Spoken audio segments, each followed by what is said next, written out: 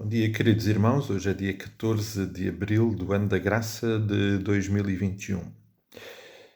Voltando ao nosso texto de Miqueias, capítulo 6, e depois de lembrar que estamos perante um texto que nos expõe a uma situação, uma condição de sermos julgados pelo próprio Deus, e lembrávamos ontem como de facto isso é tão desconfortável, mas necessário. E foi Deus quem decidiu expor-se desta forma a sua intervenção, sem esquecer, como é óbvio, que este Deus que se apresenta aqui como juiz, também como acusador, é um Deus Pai, amoroso, cuidador, que em momento nenhum deixa de nos amar, de nos cuidar e de desejar o melhor para nós. E é nesse processo que estamos nesta condição. E, inevitavelmente, todos nos encontramos nesta situação. Há um aspecto deste texto que, de facto, merece a nossa maior atenção. O versículo 3, quando a acusação começa a falar, faz duas perguntas. Povo meu, que te tenho feito?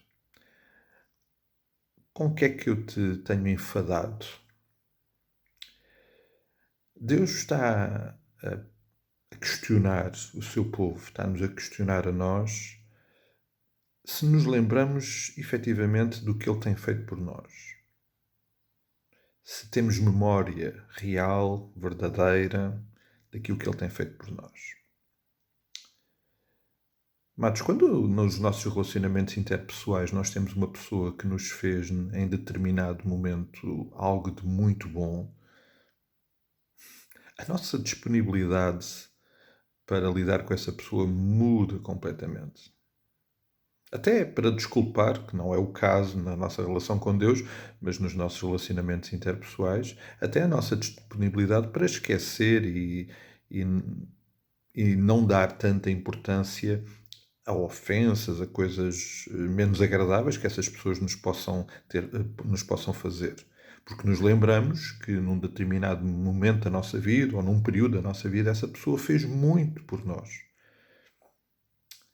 É interessante como o contrário também é verdade. Quando alguém nos fez mal, o nosso coração normalmente fica moldado e limitado a essa circunstância e normalmente não nos esquecemos e temos menos disponibilidade. É exatamente isso que Deus está a despertar no nosso coração.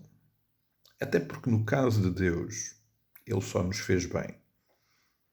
No caso de Deus, todas as suas intervenções são manifestações do seu amor, da sua bondade, da sua soberania. Podem não ser de acordo com a nossa vontade, mas são a vontade dele, e como ele é um Deus perfeito, tudo o que ele quer e deseja é bom e perfeito.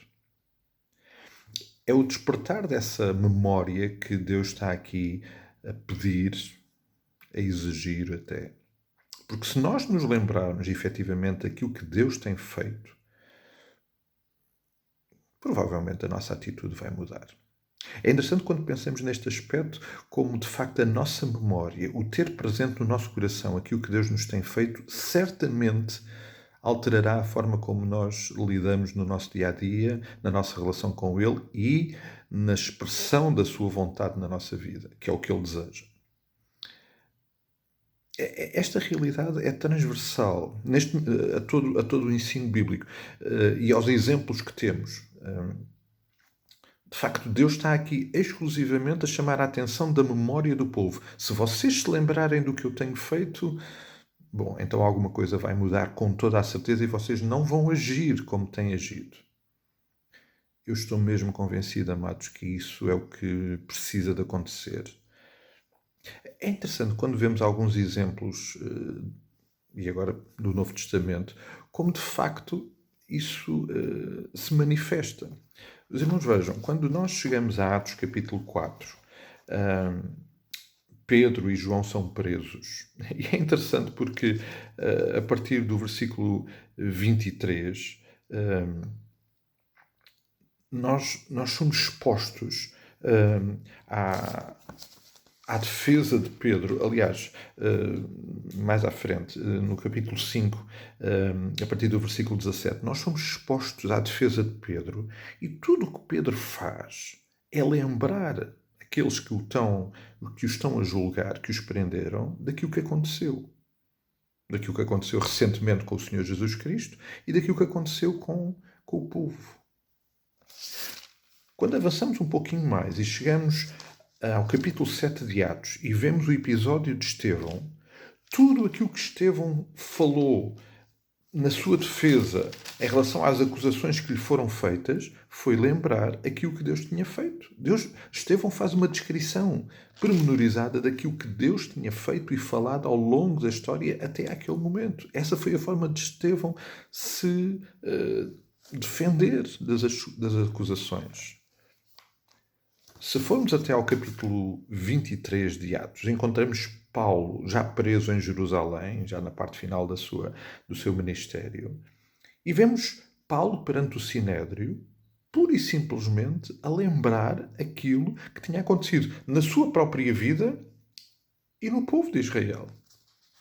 E provavelmente um desses momentos mais intensos tem a ver com o episódio que encontramos no capítulo 26, que lembramos com certeza, particularmente, Paulo perante o rei Agripa.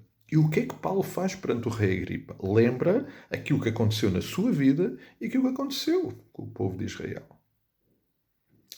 Lembrar aquilo que Deus tem feito na nossa vida é absolutamente essencial para que o nosso relacionamento com Ele possa acontecer de acordo com a sua vontade e que nos possamos proteger de caminhos errados. É interessante porque aqui entra um aspecto que às vezes não valorizamos da nossa adoração. O que nós fazemos quando adoramos a Deus, e basta ler as letras das nossas músicas, as nossas expressões de adoração, é lembrar aquilo que Deus faz. Na nossa igreja nós temos uma expressão de adoração dominical que sempre toca o meu coração desde que eu cheguei aqui. O cuidado com que um grupo de irmãs semanalmente coloca flores e decora com flores a mesa aqui no nosso templo. Esta forma de adoração, que é uma forma de adoração, é trazer à nossa memória aquilo que Deus fez, porque cada uma daquelas flores é uma expressão muito prática daquilo que Deus fez.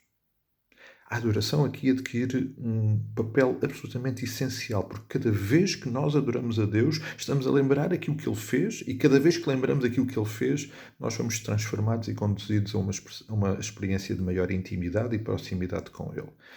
Amados, é da maior importância não esquecer aquilo que Deus fez. E aqui entra um interessante exercício, que às vezes precisa de ser mais específico. Se calhar vale a pena escrever o que é que Deus tem feito na minha vida. Aonde é que eu identifico as intervenções de Deus? Faz sentido? Faz sentido aquilo que eu faço, penso, digo, quando eu tenho um Deus que já fez isto e aquilo na minha vida? Amado, eu creio que vale a pena pensar nisto. E este texto de Miqueias certamente nos conduz a uma experiência de proximidade com Deus que vai ser despertada e espicaçada exatamente pela nossa memória, lembrando tudo aquilo que Ele já fez. E, obviamente, no top daquilo que Deus já fez, na expressão maior e mais sublime daquilo que Deus já fez e que é igual para todos, é um denominador comum para todos nós, é que Ele deu o seu próprio Filho, para que nós possamos ser também filhos dele. Vale a pena meditar sobre isto e, desta forma, caminhamos para mais proximidade com o nosso Deus. Um dia muito abençoado. Querendo o Senhor, mais logo vamos ter mais oportunidade de estudo bíblico na nossa escola bíblica, que mais tarde farei chegar aos irmãos. Um forte abraço, amados. Um dia muito abençoado e não vamos esquecer aquilo que Deus já fez por nós.